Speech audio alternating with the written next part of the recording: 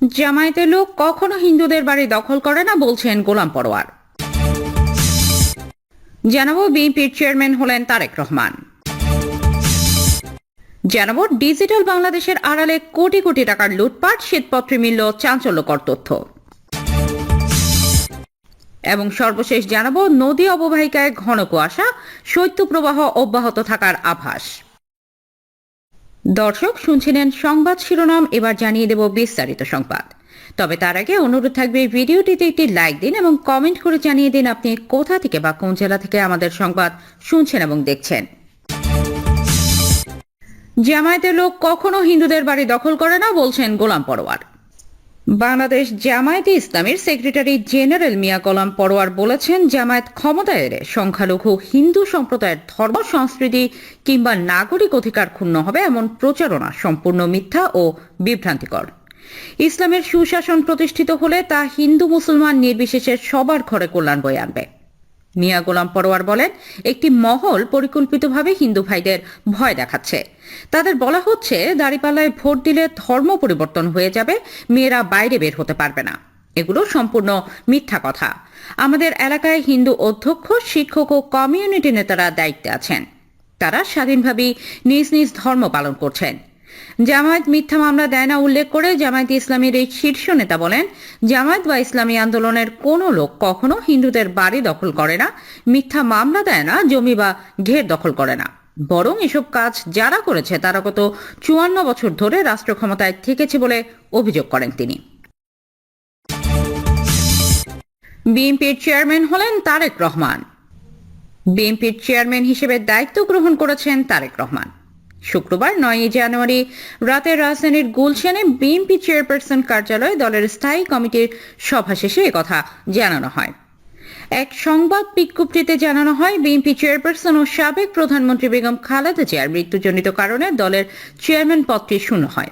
এ প্রেক্ষিতে বিএনপির গঠনতন্ত্র অনুযায়ী জাতীয় স্থায়ী কমিটির এক সভা অনুষ্ঠিত হয়। সভায় সর্বসম্মতিক্রমে শূন্য পদে আনুষ্ঠানিকভাবে বিএনপির চেয়ারম্যান হিসেবে তারেক রহমানকে দায়িত্ব দেওয়া হয়। এর মাধ্যমে তিনি দলীয় গঠনতন্ত্র অনুসারে বিএনপির চেয়ারম্যান হিসেবে দায়িত্ব গ্রহণ করেন। ডিজিটাল বাংলাদেশের আড়ালে কোটি কোটি টাকার লুটপাট, শ্বেতপত্রে মিলল চাঞ্চল্যকর তথ্য। ১.৫ দশক ধরে পতিত আওয়ামী লীগ সরকারের শাসনামলে ডিজিটাল বাংলাদেশের রূপান্তরের আড়ালে তথ্য প্রযুক্তি খাতে কোটি কোটি টাকার অস্বাভাবিক ব্যয় ও লুটপাটের চাঞ্চল্যকর উঠে এসেছে তথ্য। রাষ্ট্রীয় অর্থে রাজনৈতিক এজেন্ডা বাস্তবায়ন এবং প্রভাবশালী গোষ্ঠীর স্বার্থ রক্ষা ছিল এই খাতের কার্যক্রমের গতিপথ। ডিজিটাল রূপান্তরের নামে ধাপে ধাপে গড়ে তোলা হয়েছিল একটি সংঘবদ্ধ দুর্নীতি কাঠামো, যেখানে উন্নয়ন প্রকল্প ছিল শুধু মোড়ক, ভেতরে ছিল ক্ষমতা ও অর্থের নিরবচ্ছিন্ন প্রবাহ। এ খাতের সবচেয়ে গুরুত্বপূর্ণ প্রকল্পগুলোর একটি এম্পায়ার টু ইনোভেট এডওয়াই। নাগরিক সেবা সহজীকরণ ও প্রশাসনিক উদ্ভাবনের আড়ালে পরিচালিত এই প্রকল্প পরিণত হয়েছিল রাজনৈতিক বয়ান তৈরির হাতিয়ারে। এটি ছিল ক্ষমতা কেন্দ্রিক সিদ্ধান্ত চাপিয়ে দেওয়ার প্ল্যাটফর্ম। বিপুল রাষ্ট্রীয় ব্যয়, নিয়ন্ত্রণহীন টুলস, তথ্য প্রযুক্তি খাতে দুর্নীতি উদ্ঘাটনে অন্তর্বর্তী সরকারের গঠিত শ্বেতপত্র কমিটির তদন্তে এসব তথ্য উঠে এসেছে।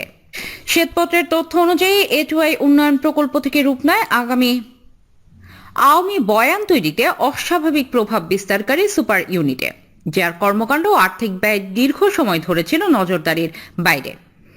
প্রকল্পের বড় একটি অংশ সরাসরি প্রশাসনিক সংস্কারের সঙ্গে সংশ্লিষ্ট না হয়ে রাজনৈতিক এজেন্ডা ও আওয়ামী ভাবমূর্তি নির্মাণে ব্যবহৃত হয়। ডিজিটাল বাংলাদেশ, উদ্ভাবনী সরকার, স্মার্ট সিটিজেন এ ধরনের চমকপ্রদ স্লোগান ভিত্তিক প্রচারে প্রকল্পের অর্থ ব্যয় করা হলেও এসব কার্যক্রমের বাস্তব ফল বা নাগরিক উপকারিতার নির্ভরযোগ্য পরিমাণ পাওয়া যায়নি। অনুসন্ধানে উঠে এসেছে, একাধিক ক্ষেত্রে একই ধরনের কনসেপ্ট বারবার উপস্থাপন করে ভিন্ন ভিন্ন নামে কর্মশালা, সম্মেলন ও কন্টেন্ট তৈরি করা হয়েছে, যার উদ্দেশ্য ছিল লোক দেখানো ও সরকার দলীয় রাজনৈতিক গ্রহণযোগ্যতা তৈরি। শ্বেতপত্রে এটুআই প্রকল্পের ব্যয় কাঠামো অস্বচ্ছ ও ফলাফল বিমুখ হিসেবে চিহ্নিত করা হয়। কোন কার্যক্রমে কত টাকা ব্যয় হয়েছে, সেই ব্যয়ের বিপরীতে নাগরিক সেবা কতটা উন্নত হয়েছে এমন স্পষ্ট হিসাব পাওয়া যায়নি কোথাও। অনেক ক্ষেত্রে সফটওয়্যার, গবেষণা, পরামর্শক নিয়োগ ও কন্টেন্ট ডেভেলপমেন্টে বড় অঙ্কের অর্থ ব্যয় হলেও সেগুলোর দায়িত্ব ও পুনঃব্যবহারযোগ্যতা প্রশ্নবিদ্ধ হয়েছে। শ্বেতপত্র বলছে, কিছু ডিজিটাল টুল ও প্ল্যাটফর্ম প্রকল্প শেষ হওয়ার পর আর ব্যবহার হয়নি। জাতীয় গণমাধ্যমে প্রকাশিত দুর্নীতির প্রতিবেদন যাচাইয়ের পাশাপাশি সরকারি নথি, প্রকল্প পরিকল্পনা ও বাস্তবায়নের ফারাক বিশ্লেষণ এবং অভিযুক্ত ব্যক্তি ও সংশ্লিষ্টদের সাক্ষাৎকার অন্তর্ভুক্ত করা হয়েছে এই শ্বেতপত্রে।